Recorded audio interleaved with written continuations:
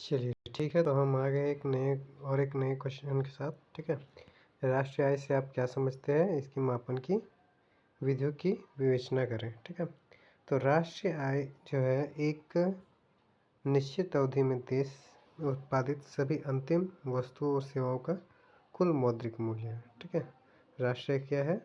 राष्ट्रीय आय जो है एक निश्चित अवधि में देश में उत्पादित सभी अंतिम वस्तुओं और सेवाओं का कुल मौद्रिक मूल्य है, जिसमें विदेश से अर्जित आय भी शामिल है। जिसमें जो है विदेश से जितना भी आय आता है, जो पिछले वीडियो में जैसे हम बताए थे।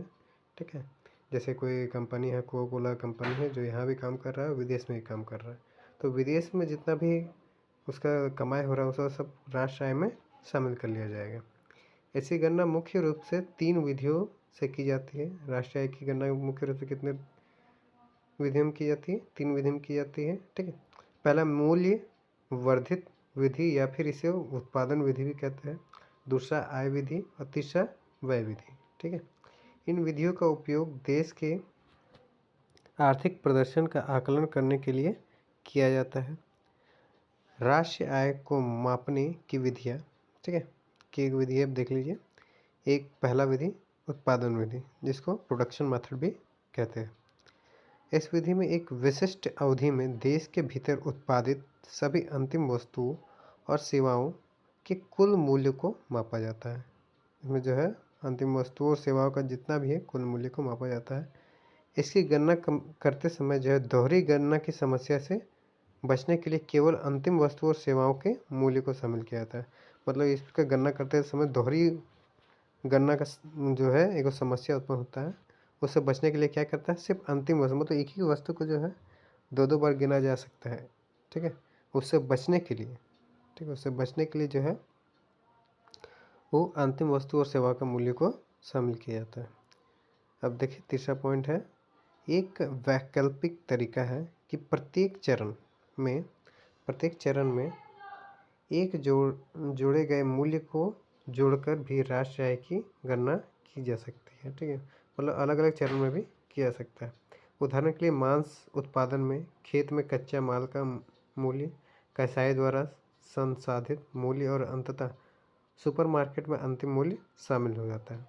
दोहरी गणना समस्या से बचने के लिए केवल अंतिम मूल्य $60 को जोड़ा जाता है, ना कि सभी चरणों में। जैसे मान लीजिए कि डाइट जो आपका जो बेचा जा रहा है ये मार्केट में, वही मूल्य को जोड़ा जाता है, ना कि पहले आप कसाई से खरीदे, फिर आप मटन शॉप से खरीदे और फिर खेत से, ठीक है, या व्यापारी से खरीदे, तो ये सब नहीं जोड़ा। डायरेक्ट जो मार्केट में जो रेट है उसी को डायरेक्ट अंतिम रेट को जोड़ा जाता है।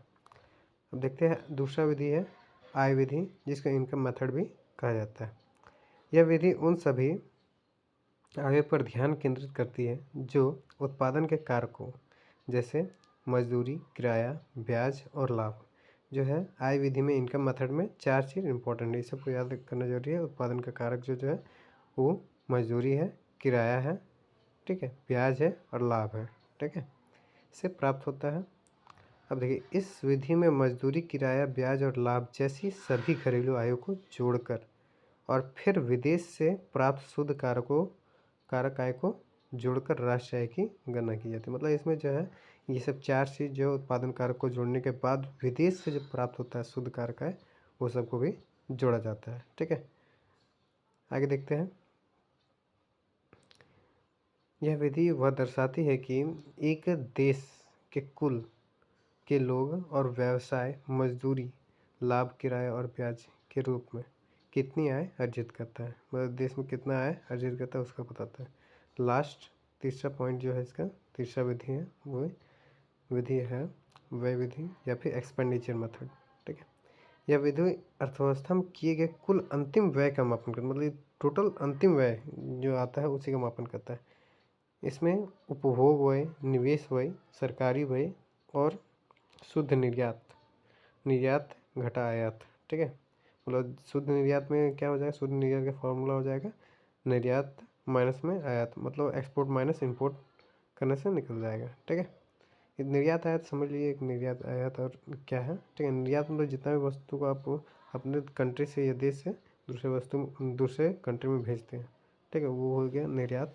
आयात जो आपका देश में आ रहा है, ठीक है, आप किसी से खरीद के ला रहे हैं, वो हो गया आयात, ठीक है, उसको शामिल किया जाता है। इस विधि में कुल व्यय की गणना की जाती है और फिर उस व्यय